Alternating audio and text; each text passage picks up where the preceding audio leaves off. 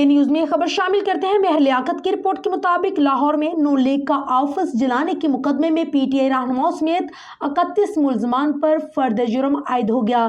انسداد دہشت گردی عدالت لاہور نے مسلم لیگ نون کا آفس جلانے کے مقدمے میں PTA رہنماؤں سمیت 31 ملزمان پر فرد جرم عائد کر دی۔